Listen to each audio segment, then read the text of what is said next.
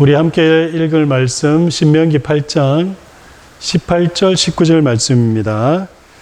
최신절 우리 함께 한 목소리로 봉독하시겠습니다. 18절 19절입니다. 너의 하나님 여호와를 기억하라. 그가 내게 재물 얻을 능력을 주셨음이라. 이같이 하시면 내 조상들에게 맹세하신 언약을 오늘과 같이 이루려 하심이니라. 내가 만일 내 하나님 여호와를 잊어버리고 다른 신들을 따라 그들을 섬기며 그들에게 절하면 내가 너희에게 증거하노니 너희가 반드시 멸망할 것이라. 아멘. 아멘. 자, 지난주까지 참된 위로, 우리의 참된 위로 예수 그리스도에 대해서 이야기했는데요. 특별히 또 지난주에 질문이 있었어요. 그죠? 여러분들 그 페이퍼 보시면 질문 나와 있죠. 제가 질문하면 밑에 있는 답을 여러분이 함께 읽어보도록 하겠습니다. 제가 질문할게요. 삶과 죽음에서 나의 유일한 위로는 무엇입니까? 나는 몸과 영혼과 함께 삶과 죽음에서 나의 것이 아니고 내 신실하신 구주 예수 그리스도의 소유입니다. 그는 그의 존귀한 피로 내 모든 죄값을 완전히 갚으셨습니다. 또 마귀의 모든 권세에서 나를 완전히 구속하셨습니다. 또한 나를 보존하사 하늘에 계신 아버지의 뜻이 없이는 머리카락 하나도 내 머리에서 떨어질 수 없게 하시고 또한 모든 것이 내 구원에 봉사하게 하십니다. 그러므로 그의 성령으로 말미암아 나에게 영원한 생명을 확신시키시고 나로 하여금 이제후로는 기꺼이 주를 위하여 살기를 원하게 하고 준비되게 하십니다. 자, 질문 자체가 삶과 죽음에서 나의 유일한 위로는 무엇입니까? 그래서 우리가 그 부분을 꼭 생각해 봐야 돼요. 삶과 죽음에서. 그래서 우리는 삶에 대해서는 늘 인지하고 살고 있는데 죽음에 대해서는 생각해 보지는 않은 것 같아요. 더더욱이 아직 우리 자녀들은 살아가야 될 시간들이 더 많기 때문에 죽음에 대한 생각을 해보지 못하지만 이제 어느 정도 그 중년의 나이가 지나고 난 다음에 그리고 또 60 지나고 70 되고 자녀들이 시집 장가 가서 또 손주 손녀를 보게 되는 그리고 황혼의 어떤 시간에 들어서게 되면 죽음에 대한 생각을 꼭 하게 돼요. 근데 우리의 삶을 뒤돌아보면서 우리는 이런 생각을 하거든요.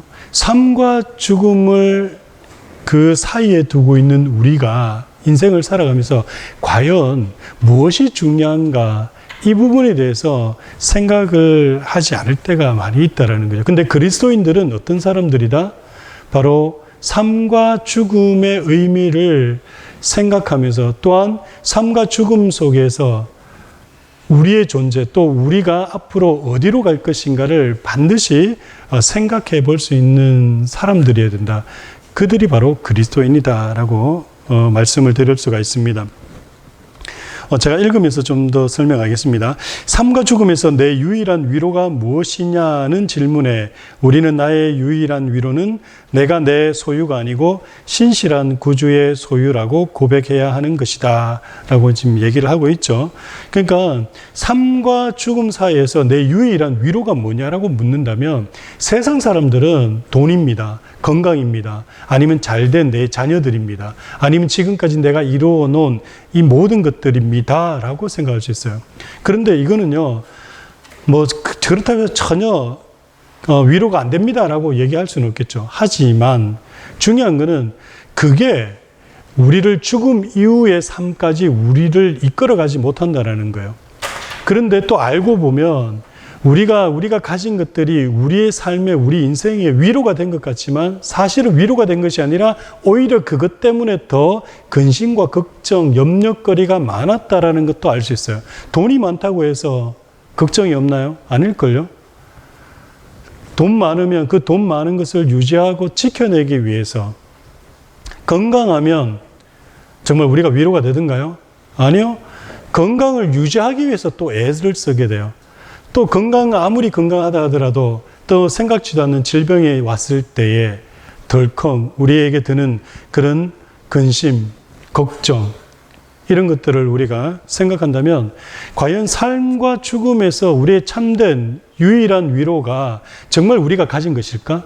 우리가 가지고 있는 차나 우리가 가지고 있는 집이나 우리가 가지고 있는 뱅크 스테이먼에 뱅크 어카운트에 들어있는 돈이라고 생각이 들까요?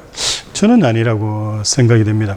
그래서 성경은 뭐라고 얘기를 하고 있냐면 바로 나의 유일한 위로는 내가 내 소유가 아니고, 그러니까 내가 가진 내 것이, 그리고 내가 내 인생을 책임져야만 되는 그게 아니라 내가 신실한 구주의 소유가 되었다라는 거, 내가 우리 주님의 소유가 되었다라는 게 그게 참 위로가 된다라고 얘기를 하는 거예요. 근데 그게 그럼 왜 위로가 되냐? 내가 내 구주의 소유가 된 것 자체가 영생을 보장받고 연생을 얻게 되었다라는 의미이기 때문에 그렇다는 거예요. 내 인생이 내 것이면 우리는 영원한 생명이 없어요. 하지만 내 인생이 주님의 것이 되어버리면 이제 우리는 영원한 생명을 가졌기 때문에 그것이 우리에게 참 위로가 된다. 죽음 이후에도 위로가 되고 죽기 전에도 지금 사는 이 삶 속에서도 우리가 위로가 된다. 왜? 내 인생이 내 거면 내가 뭐든지 해결해야 되거든. 그런데 내 인생 내 게 아니면, 내 인생 내 것이 아니라 우리 주님의 것이면 누가 책임져 주시는 거예요? 주님이 책임져 주시는 거예요. 자녀들이 왜 근심 걱정이 없어요? 부모를 믿기 때문에 그래요. 저들이 부모를 믿는다라는 개념은 모르지만 저들에게는 부모가 있다라는, 부모가 주는 안정감이 있기 때문에, 그래서 쟤네들은 걱정 없이 내일 아침도, 그리고 저들은 매 끼니를 걱정하지 않는 거예요. 혹시 자녀들이, 애들이 나가서 어떻게 돈을 벌 건지, 다음에 뭘 먹을 건지 근심하고 걱정하는 자녀들 봤습니까? 그걸 보지 못해요. 왜요? 자녀들은 부모를 믿기 때문에, 그리고 부모가 다 알아서 해줄 거 알기 때문에 이들이 먹고 자고 생활하는 거에 대해서 기본적인 그들의 필요한 것들을 고민을 안 한다는 거예요. 마찬가지로 우리 그리스도인들이 그렇다라는 거예요. 우리 자녀들도 하물며 부모를 믿기 때문에 저들이 먹고 사는 문제들을 걱정 안 하는데, 근데 우리 그리스도인들은 왜 걱정을 하는 거예요? 왜?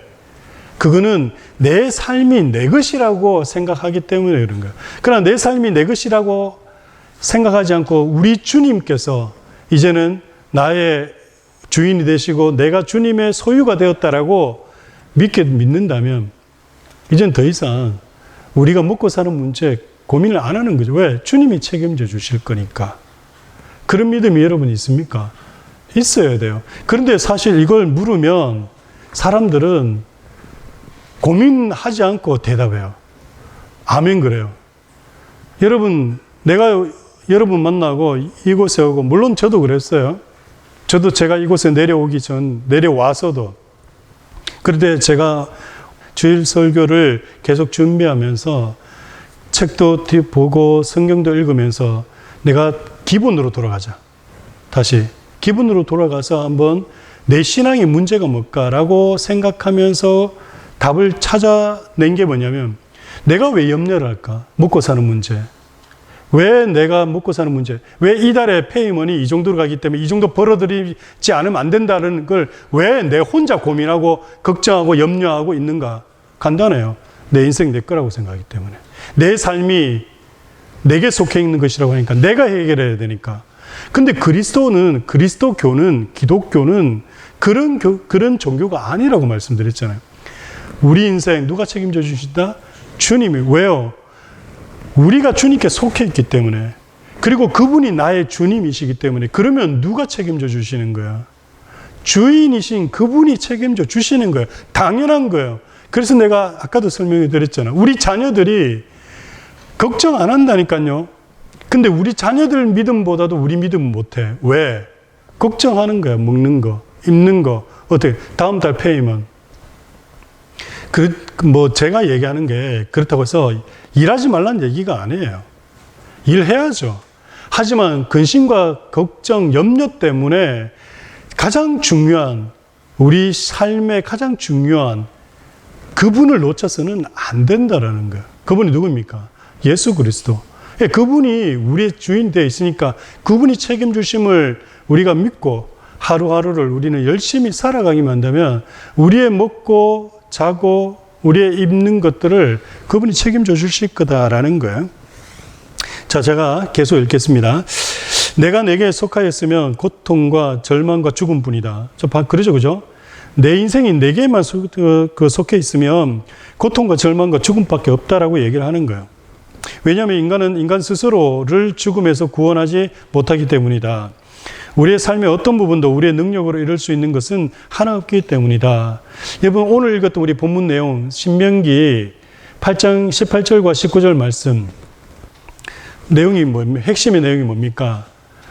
재물도 내 능력으로 얻은 것이 아니라 내 능력으로, 내 힘으로, 내 시간으로 내가 한 것 같지만 알고 보면 뭐 때문에 그렇다? 주님께서 주신 능력으로 하셨다라는 거예요. 많은 사람들이 내가 똑똑해서 공부에 잘했다고 생각해요. 내가 똑똑해서 하버드 갔다고 생각하고 내가 똑똑해서 좋은데 똑똑해서 좋은 직장 구했다고 생각해요. 아니요. 주님이 주신 거예요. 주님이 보내신 거예요. 그걸 안다면, 우리가 그걸 알고 겸손해진다면 모든 것이 다 주께로부터 왔사오니 주께로 돌아감이 당연하다고 고백했던 다윗의 고백처럼 그런 고백이 되는 거죠. 그러니까 우리가 알아야 되는 게 뭡니까? 내 인생 내게 아니라 주님께 속해 있다라는 거예요. 그래서 우리 삶의 어떤 부분도 우리 능력으로 이룰 수 있는 것은 하나도 없다. 주께서 주시는 능력과 은혜로 우리가 매일매일 하루를 살아갈 수 있기 때문에 우리는 감사할 수 있는 거예요. 감사할 수 있는 거예요. 만일 내가 내게 속한 존재라면 나는 죄인이어서 죽음 외에 다른 것이 기다리고 있지 않다. 내 인생 내 거고 내게 속해 있는 거면 나한테 주어진 거는 죽음밖에 없다는 거예요. 죽으면 끝인 거야. 근데 얘기했죠. 죽으면 끝이 아니라고. 죽으면 끝이지만 그 뒤로부터는 뭐가 펼쳐진다. 영원한 지옥불에서 고통받으면서 영원토록 산다. 근데 이거에 대한 심각성이 우리는 없어. 이거에 대한 심각성이 없이 그냥 그건 죽으면 끝인가 보다. 그런가 보다라고 그냥 생각하고 넘어가요. 그리고 죽음 자체도 생각 안 한다. 그거 굉장히 위험한 거예요. 그렇게 살면 이 땅의 것에만 관심 가지고 살게끔 하고 이 땅의 가장 중심이 되시는 우리의 구주를 보지 못하게 만드는 삶을 살게 합니다. 계속 읽을게요. 만일 내가 내게 속한 존재라면 나는 죄인이어서 죽음 외에 다른 것이 기다리고 있지 않다. 오늘날 그리스도인 신자들은 영생, 영원한 생명과 천국에 대한 관심이 많지 않다. 여러분 한번 생각해봐요. 여러분 스스로가 지난 한 주간 천국과 지옥에 대해서 관심을 가지고 살았는지. 그러니까 천국과 지옥이 우리 죽고 나면 나타나는 게 아니라 지금도 천국과 지옥은 있어요. 단지 우리가 죽어서 천국 가냐 지옥 가냐 이걸 시간적으로 기다릴 뿐이지 여전히 천국과 지옥은 지금 누군가는 죽어서 이 시간에도 누군가는 죽어서 천국과 지옥으로 가고 있어요. 근데 우리는 모르고 있을 뿐이에요. 지금 얘기하는 뭡니까? 오늘날 그리스도인들 교회를 다니면서도 천국과 지옥에 대한 그 관심과 또 생각과 개념이 있다 없다? 대부분 없다.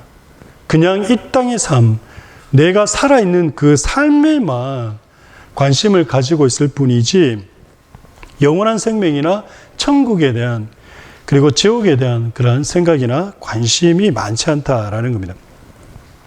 이 땅에서 잘되고 형통하고 물질적으로 문제없이 사는 것이 예수 잘 믿는 것이라고 생각한다. 교회를 다니면서도 뭐가 예수 잘 믿는 거냐고 생각하냐면 일단 일이 잘 되는 거. 뭐가 내가 잘 돼야 돼. 그러려면 건강해야 돼. 그 돈도 많이 벌어야 되고 일이 잘 풀려야 되고 내 자녀들이 아무 문제 없어야 돼. 그러면 그걸 가지고 예수 잘 믿는 거다라고 그렇게 생각을 하는 거예요. 인간의 죽음과 죽음 이후의 삶에 대해서는 크게 관심이 없는 거죠. 내가 내 것이기만 하면 나는 고통과 슬픔과 어려움이 있을 뿐이어서 아무런 소망이 없습니다. 현세에서도 기쁨이 없고 소망이 없다. 그러니까 우리가 지금 여기에서 기쁨이 없는 이유가 뭐예요? 이 땅의 것만 바라보고 있기 때문에 그런 거예요. 여기에서 행복하고 여기에서 잘 되고 여기에서 즐거워야 되고 돈 없으면 안 되고 뭐가 건강해야 되고 그러니까 이게 다니까 기쁨이 없는 거예요. 왜? 조금만 건강 잃어버리면 기쁨 없어요. 조금만 물질이 없어지면 두렵고 염려와 근심이 앞장선다는 거예요. 내세에서도 아무런 소망도 없고 무섭고 참혹한 심판과 멸망만이 기다린다. 당연하겠죠. 왜냐하면 영원한 생명을 갖지 못했으니까. 근데 그게 두렵지는 않아, 우리는. 왜 두렵지 않을까? 죽음 이후에 대한 우리에게 닥쳐질 아주 무서운 지옥에 대한 개념이 없으니까. 그리고 나는 영원토록 여기서 살 거다라고 착각하기 때문에. 절대 아니에요. 지금도 우리 애들 가운데, 자녀들 가운데 사고로 죽어가는 애들 많아요. 어른들만 죽는 게 아니에요. 착각하면 안 돼요. 그냥 하루하루 주께서 보존해 주시니까 우리가 보호받고 있을 뿐이지, 주께서 그 보존의 손을 걷는 순간 우리는 이 땅에서의, 그거는 태어날 때는 순서가 있어도 가는 순서는 없다라는 어른들의 이야기가 정답입니다. 내가 내 소유뿐이면 나는 죄인일 뿐이므로 죽음과 절망만이 마지막 몫이다 라고 얘기합니다. 그러면 어떻게 내가 주 예수의 소유가 된 것인가? 이거 지난주까지 얘기했죠. 내가 구주 예수 그리스도의 소유가 된 것은 주 예수께서 그의 피로 나를 사셔서 나를 자기의 소유로 삼으셨기 때문이다. 원래 나는 죄와 죽음 아래 팔린 자가 되어 하나님의 진노와 죽음과 멸망 외에는 아무것도 남은 것이 없었다. 원래는 우리가 어떤 존재였다? 죄와 죽음 아래 팔린 자가 뭔 말이에요, 그게? 내 의지대로, 내 뜻대로 못하는 존재가 되었다라는 거예요. 원래는 우리가 죄와 죽음 아래 팔린 자가 되어서 하나님의 진노와 죽음 외에, 그리고 죽음과 멸망 외에는 아무것도 남은 것이 없었던 자들이었다라는 거예요. 그런 자들이었는데 주께서 우리를 어떻게 하셨다? 사망, 죽음으로부터 우리를 구속해내시고 구원해내셨다라는 거예요. 그런데 여기서 우리가 질문해야 돼요. 그러면 내가 범한 죄가 뭐냐는 거예요. 많은 사람들이 생각해요. 나는 죄 지은 게 없는데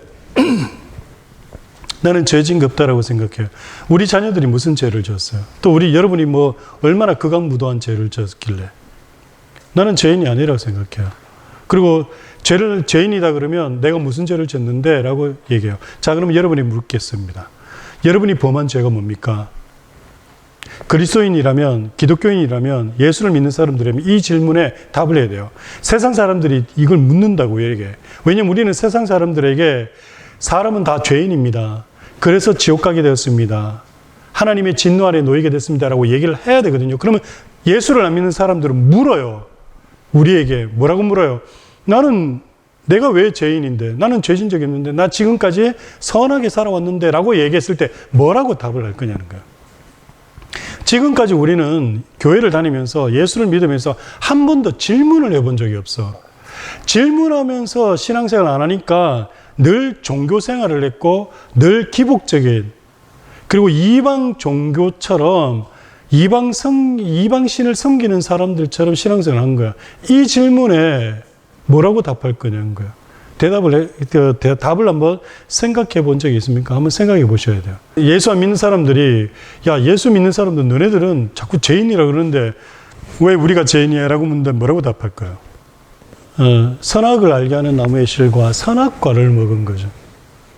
답은 맞아요, 그게. 근데 그게 왜 죄가 되는 거예요? 그게 왜 죄가 되는 거냐는 거예요. 그게 왜 죄가 되는 거죠? 선악과를 먹었는 건 우리가 이해를 해. 그거 좋아. 선악과를 먹지 말라 그랬으니까 선악과를 먹었어. 그러니까 먹지 말라 그랬으니까 먹어서 그게 죄가 돼. 그런데 먹지 말라는 걸 먹었다고 해서 그게 왜 죄가 되냐고. 왜 죄가 돼요? 그러니까 우리가 거기까지 가봐야 돼요. 그 질문의 답까지. 왜냐하면 아담과 하와는 하나님이 말씀하신 그 명령을 정면으로 반역을 했기 때문에요. 반역을 했다고요. 하나님이 안 된다고 말씀하신 그 말씀을 고의적으로 깨트린 거예요. 실수로 깨트린 게 아니야.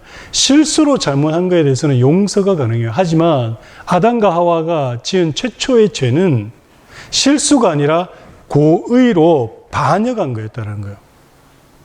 그걸 우리가 기억해야 돼요. 하나님을 반역했다니까.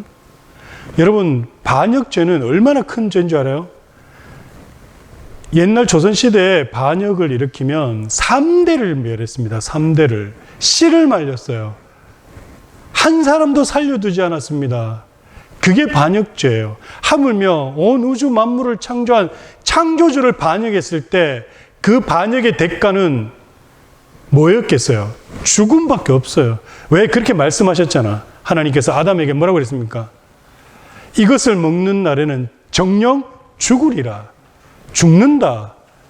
그리고 이걸 먹겠다고 하는 순간 먹겠다는 마음을 먹는 것은 바로 뭐다? 나에 대한 반역이다. 그걸 내가 알고 있다. 그래서 절대 반역하지 말고 나의 백성으로서 살 건지를 아니면 네가 반역을 하고 나의 백성이 되지 않고 떠날 것인지를 결정하라. 라고 아담에게 얘기하신 거예요. 근데 아담은 선악을 알게 하는 나무의 실과를 먹음으로 어떻게 했습니까? 하나님을 정면으로 반역한 거예요. 반역한 인간을 하나님은 그럼 어떻게 하는 거예요? 용서해요? 아니요. 반역죄는 용서하는 게 아니라니까 죽음으로만 갚아야 돼요. 그래서 죽음이 인간에게 오게 된 거예요. 그리고 아담 이후로 어떻게 됐다고요? 아담 이후로 태어난 사람들은 반역한 자손의 후손들이야. 그렇기 때문에 어때요? 자동으로 씨를 멸해야 되는 거예요. 그래서 모든 인간들이 어떻게 해요? 죽음에 처하게 된 거예요. 그럼에도 불구하고 나중에 또 얘기하겠지만 그럼에도 불구하고 하나님은 어떻게 하셨습니까? 하나님의 백성들을 사랑하사 하나님의 백성들을 다시 회복하기 위해서 다시 용서를 하시고 그들을 구원하시고자 계획을 하신 거예요. 그리고 그 구원의 계획이 뭡니까? 하나님이신 그분이 다시 인간이 되셔서 이 땅에 오셔서 인간의 죄를 위해서 죄도 흠도 없으신 그분이 인간의 죄를 위해서 십자가에서 대신 죽으신 거예요. 그 죽으심을 믿음으로 어떻게 된다고요? 우리의 원죄, 우리의 반역죄가 사라지는 거예요. 그래서 그 원죄가 사라지니까 우리는 어떻게 되는 거예요? 원래 하나님의 백성이었던 이들이 반역함으로 하나님을 떠났다가 하나님께 버림받았다가 하나님의 진노 아래 있다가 어떻게? 다시 하나님의 백성으로 회복이 된 거예요. 하나님의 백성으로 회복이 되고 하나님의 자녀가 되니까 하나님께서 어떻게 하신다고요? 책임져 주신 거예요, 우리를. 그분이 우리를 책임져. 그래서 삶과 죽음에서 우리의 유일한 위로가 무엇이다? 예수 그리스도시다. 그분을 믿기만 하면 그분을 우리는 영원한 생명과 하늘나라를 지옥이 아니라 하늘나라를 기업으로 받게 되었다라는 거 얘기하는 거예요. 우리가 범한 죄가 무엇이냐? 하나님께 반역한 죄, 반역죄였다라는 거예요. 그 죄는 죄의 값은 무엇으로만 치를 수 있다? 죽음으로서밖에 치르지 못한다. 근데 그 죽음은 죄를 지은 인간들이 치를 수가 있다 없다? 없다. 죄인들은 이미 죄인 됐기 때문에 그 값을 치를 수가 없어요. 죄가 없는 사람이 그 죄를 갚아줘야 된다. 그래서 죄 없으신 인간이 와야 되는데, 인간이 나타나야 되는데 그 인간으로 오신 분이 누구시다? 하나님이신 그분이 인간이 되시다. 그것이 바로 성육신 교리다. 그리고 성육신 교리 안에는 두 개가 있어요. 뭐냐면 신성과 인성.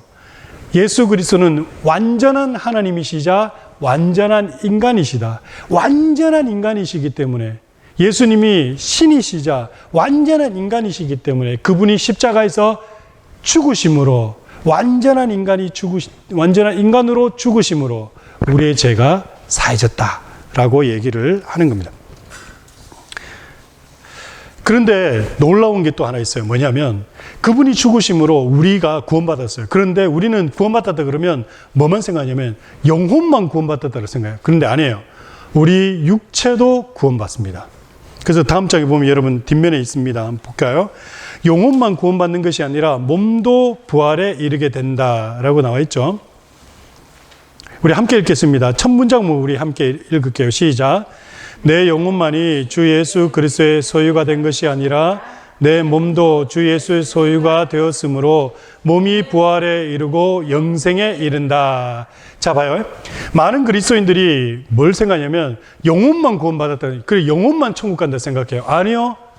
우리 몸도 구원받아요. 그래서 우리는요, 육체로 부활해서 천국에 들어가는 거예요. 육체로 부활해서 영원한 삶을 사는 겁니다. 지금 여러분이 가지고 있는 그 육체대로 영원히 사는 거예요. 이걸 기억해야 됩니다. 이걸 생각해야 돼요. 많은 사람들이, 그리스도인들이 교회 다니면서 죽으면 우리 육체는 사라지고 영혼만 천국 가서 천사처럼 날개 달고 둥둥 떠다닌다고 생각해요. 절대 아닙니다. 우리는 육신도 부활해요. 그리고 지금 같은 똑같은 살과 피를 가지고 영원히 사는 겁니다.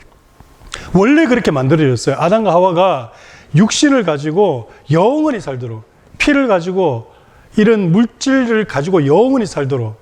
그런데 반역함으로 육신이 썩어지게 되었던 거죠. 하지만 예수 그리스도가 다시 어떻게 해요? 우리 죄를 사하셔서 그분이 부활하심으로 우리도 어떻게 해요? 우리 육신도 부활에 이르게 되었다. 그래서 우리는 이 땅에서 죽으면 육신이 썩어지는 것 같지만 육신이 지금에 가진 육신은 썩어지더라도 부활 시에는 우리의 육신이 다시 부활해서 다시 살아나서 똑같은 살과 피를 가지고 영원히 죽지 않고 영원히 산다. 여러분 이거 좋지 않나요? 영원히 이 상태로 산다니까? 이게 실감이 안 나죠. 영원히 밥 먹으면서 산다니까?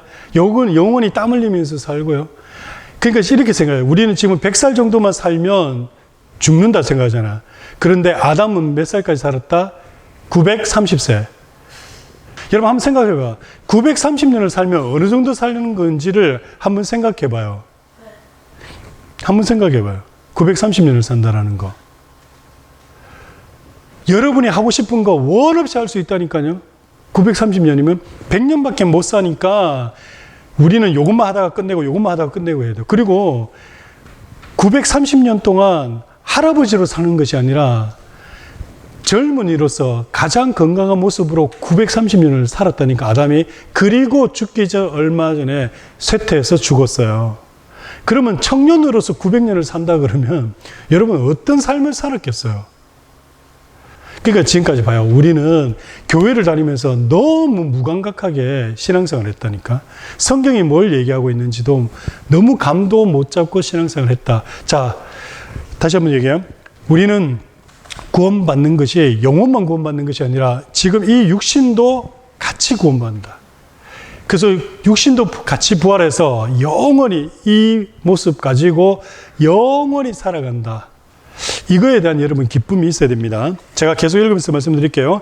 구원은 전인 구원이어서 몸과 영혼이 곧 인간 전 존재가 구원된다. 내 몸도 주 예수 그리스도의 것이므로 내 몸도 구원에 이른다. 영생하고 영광에 이르기 위해서 몸이 부활된다. 그래서 영원한 생명, 영원히 살기 위해서 영혼만 있는 것이 아니라 영원히 살려면 육신도 있어야 되는 거예요. 그래서 영원히 사는 육신을 가지게 된다라는 겁니다. 여러분 꼭 기억하세요. 주 예수께서 부활하신 것처럼 내 몸도 부활에 이른다. 이때 우리의 몸은 새로운 영의 육신을 입는 것이다. 그 몸을 입고 하나님 앞에 서서 그를 모시고 영원히 섬기며 살 수 있게 된다. 그래서 부활된 신자는 영생에 이르게 된다. 우리 영혼 때문에 영원히 사는 것이 아니라 우리가 영원히 사는 몸을 가지기 때문에 영원히 사는 거예요. 그리고 우리가 봐요. 생각해요. 영으로만 하나님을 예배하는 게 아니에요. 물론 요한복음 3장 24절에 하나님의 영이시니 예배하는 자는 영과 진리로 예배하라 이렇게 해서 사람들이 자꾸 영으로만 예배를 하는 것이 예배다라고 생각하는데 아니에요. 우리 몸으로도 예배를 해야 돼요. 그 말은 뭐냐면 우리가 예배 장소에 나아가야 되고 우리가 하나님께 드리는 예물로 드려야 되고 하는 실질적인 액션, 실질적인 우리 삶에 그리고 우리의 이런 육체적인 행위가 있어야 돼요. 영으로만 노래하는 것이 어떤 노래를 얘기하는 거예요? 입 다물고 우리가 생각으로만 노래하면 찬양하면 그게 영으로 찬양하는 거예요? 아니에요. 우리 입술로 찬양을 해야 돼요. 우리 입술로 찬양하는 것 자체가 우리 몸으로 찬양하는 거라니까. 그것이 바로 하나님이 받으실 만. 그래서 하나님은 우리의 영만 받으시는 것이 아니라 우리 전 인격을 다 받으시고 그래서 우리가 찬양을 하는 겁니다. 우리가 성경을 같이 읽는 거예요. 신앙을 고백하는 거예요. 소리를 내는 거예요. 우리가 죽어서도 영으로만 살아가서 막 그렇게 있는 것이 아니라 우리가 부활 때는 우리의 부활 때는 우리 몸도 부활돼서 영원한 몸을 가지고 영원토록 하나님을 예배하며 찬양하며 그렇게 살 겁니다. 자, 우리 다음 보겠습니다. 내 몸이 주 예수의 소유가 되었으므로 이제 하나님의 성전이 된다라고 얘기하죠. 자, 이 말이 뭔 말인지 보세요. 내 몸이 주 예수 그리스도의 소유가 되었으므로 내 몸은 이제 하나님의 성전이 됩니다. 성전은 하나님을 모시고 경배하는 곳이다. 내가 주 예수 그리스도의 소유가 되므로 나는 내 몸에 성령을 모신다. 지금 이게 뭔 말이냐면, 자, 봐요. 예수를 구주로 고백하는 순간 우리 가운데 누가 오신다? 성령께서 오신다. 근데 성령이 오시는 이유가 뭐예요? 하나님의 거할 처소를 우리를 삼으신단 말이에요. 자, 예전에 성전이라는 개념이 뭐예요? 성전이 뭡니까? 하나님이 임재한 장소잖아. 하나님이 계신 장소잖아. 그것을 성전이라고 그랬잖아. 근데 성령이 내게 오시면 어떤 일이 일어나는 거예요? 자, 성령이 누군지 알아야 되겠죠?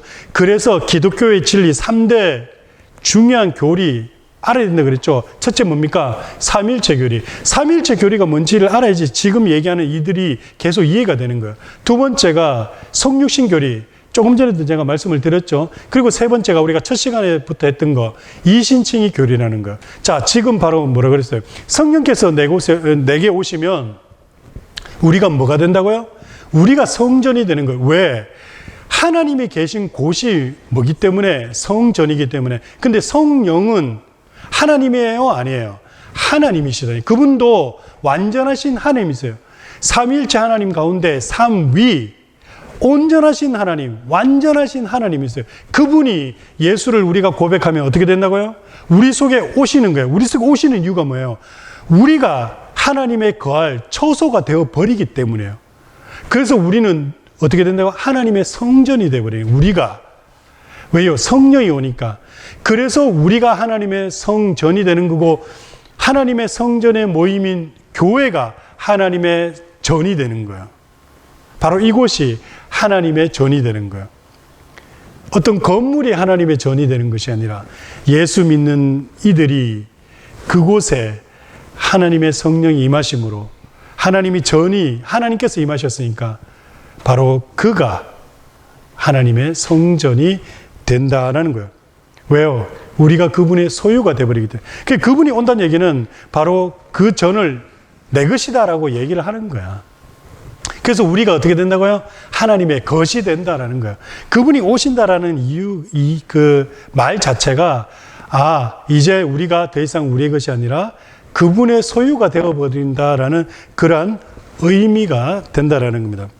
제가 계속 읽어드립니다. 성령을 모셨으므로 나는 거룩한 하나님의 집이 된다. 내 몸에 성령이 계시는 것은 내 몸이 부활에 이른다라는 보증수표이다. 그러므로 내가 주 예수의 소유가 된 것이 내 유일한 위로다. 자, 내가 죽어서 천국 갈 수 있는 확신을 가지는 이유가 뭐다? 성령께서 오시기 때문에. 성령께서 오신 이유는 뭐다? 나를 그분의 집으로, 성전으로 삼으셨기 때문에. 또한 그 집으로 삼으신 이유는 바로 내가 그분의 소유가 되었다라는, 영원한 생명을 가지게 되었다라는 보증수표로 성령께서 내 속에 와 계신다는 거예요.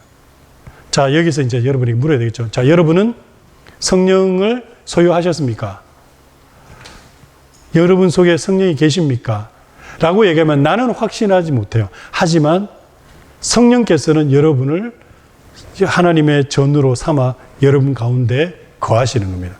내 삶을 돌아보면 도대체 내 속에 성령이 계시는지 안 계시는지 모를 정도의 삶을 산다 할지라도 그분이 나를 그분의 집, 성전으로 삼아서 매일매일 삶을 그분의 거룩한 집으로 지어 가실 겁니다. 그래서 예수 믿는 그리스도인들은 성화의 삶을 살아간다라고 얘기해요. 나중에 성화도 이야기할 겁니다. 지금은 그 이야기하면 너무 많은 얘기가 되기 때문에. 자, 그래서 이제 마지막입니다.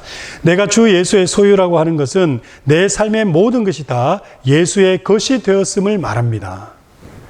내가 주 예수 그리스도의 소유라고 하는 것은 내 구원만이 아니라 내 삶의 모든 일들이 다 주 예수 그리스도의 것이 되었음을 말하는 겁니다. 이제 뭔지 알겠죠? 내 자녀도 내 것이 아니다. 아니에요. 바로 주께서 내게 주신 선물인 겁니다. 주님의 자녀예요. 그래서 주님의 자녀를 함부로 화내게 해서는 된다, 안 된다. 성경은 절대 그렇게 해요. 자녀를 화내게 하지 말라 그래요. 자녀를 분노하게 하지 말라 그래요. 야단칠 수 있고 자녀를 경책할 수 있고 자녀를 이렇게 뭐랄까요? 바르게 인도할 수는 있습니다. 하지만 자녀를 분노하게 만들어요.